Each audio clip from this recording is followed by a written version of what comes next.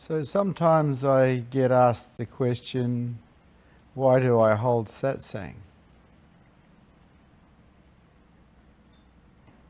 And the answer is not easy to understand because most human beings live for themselves.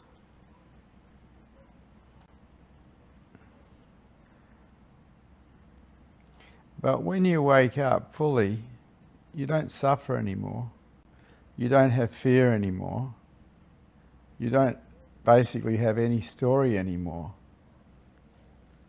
And you're still living in the world, and everybody you know is suffering.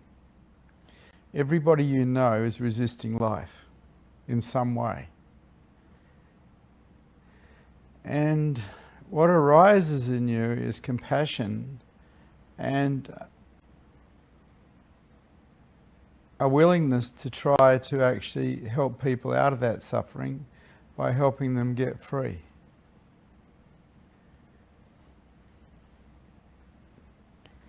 And you realize that nobody's going to hear you because people are listening through filters of belief systems that stop them from hearing.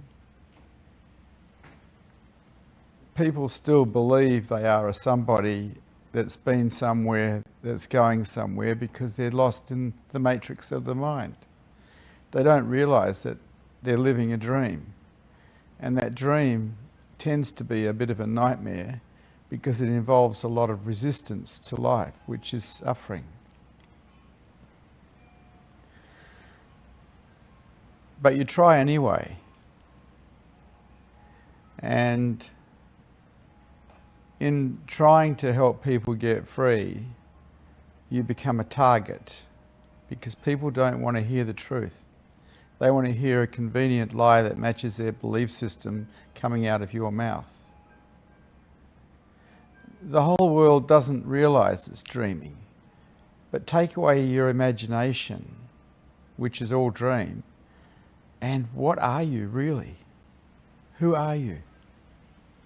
Because nothing you think is real. It's all dream. And someone who's fully awake knows that to the core, to the marrow. And so there's this attempt to help people get free of their dream, basically, which is usually ego-based. Another thing that is not real. You try looking for your ego, you won't find it. Not possible. It's by the time it even comprehends that it is a thing, it's behind time. It's not even in real time. Yet the whole world lives in this dream, pretty much. Suffering from birth till death, what's called samsara.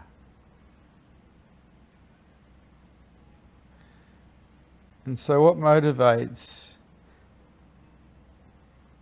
someone to hold satsang and try to help people get free, because satsang means association with truth, and someone who is free is living as truth, is compassion. There's no other reason to open your mouth and turn yourself into a target so other people can try to hurt you. And they do.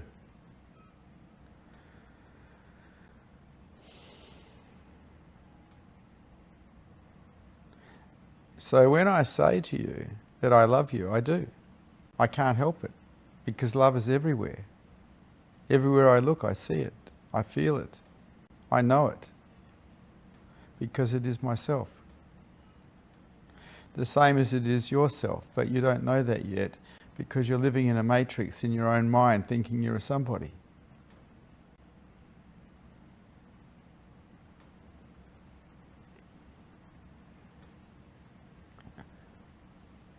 So there's an attempt to help you get free. But the thirst in you for freedom has to be pretty high, otherwise it won't take. You won't do what's required to get free. If you enter any Buddhist monastery or Hindu ashram, the first thing they're going to teach you is meditation. Meditation simply means being aware of what is real. And the reason they teach you that is because it is commonly known that people are not living in reality. They are dreaming their lives away, thinking that what they think is real. And it's not. So the first thing that you'll get taught in any ashram or monastery is meditation. Putting awareness on something that is real. Usually the breath, because it's with you and it's real.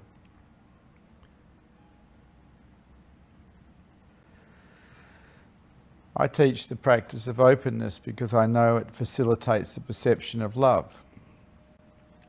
And to remove the obstacles that are in the way of love are the same obstacles that are in the way of enlightenment.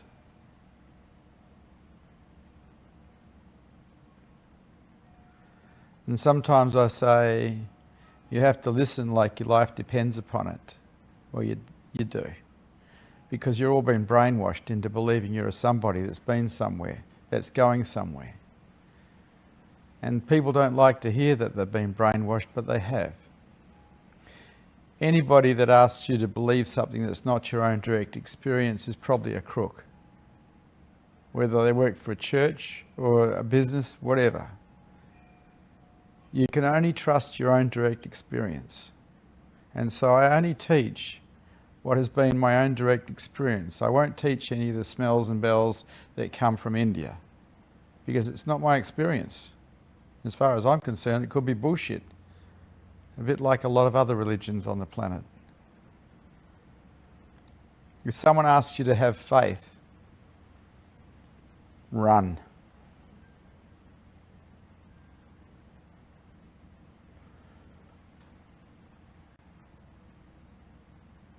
So it's up to you. I'm here. I have a Buddha field that you can dissolve into and find yourself as truth. That is satsang. Satsang isn't what's said. Satsang isn't words. Words are bullshit. It is the Buddha field around someone that is awake, that does the work, that allows the entry point into your own true nature. People get caught up in thinking I'm a somebody. There hasn't been a somebody here for 26 years.